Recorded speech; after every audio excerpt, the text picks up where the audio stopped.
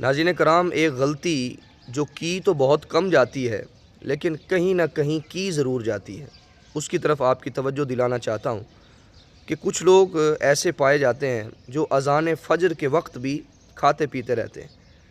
تو اذان فجر اس وقت دی جاتی ہے جب طلوع فجر ہو جاتی ہے، یعنی جب فجر کا وقت داخل ہو جاتا ہے، صبح صادق کا وقت شروع ہو جاتا ہے، تو اس وقت سحری کا وقت جو ہے وہ ختم ہو جاتا ہے۔ سحری کا وقت طلوع فجر سے پہلے پہلے تک ہے۔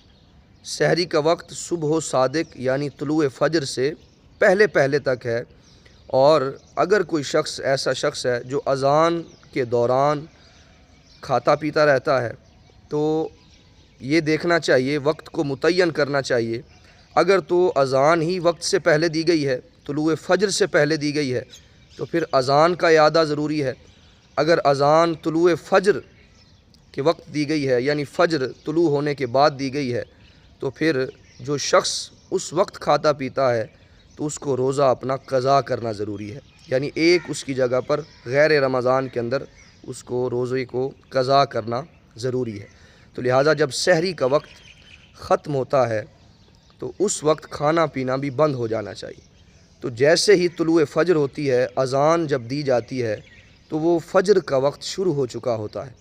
تو سحری کا وقت طلوع فجر سے پہلے پہلے تک ہے، نہ کہ اذان کے وقت تک ہے۔ تو لہٰذا اذان فجر کے وقت داخل ہونے کے بعد دی جاتی ہے، اور سحری کا جو وقت ہے وہ فجر سے طلوع فجر سے پہلے پہلے کا ہے۔ لہٰذا اس وقت تک کھانا پینا چاہیے اور طلوع فجر کے بعد کھانا پینا نہیں چاہیے۔ والسلام۔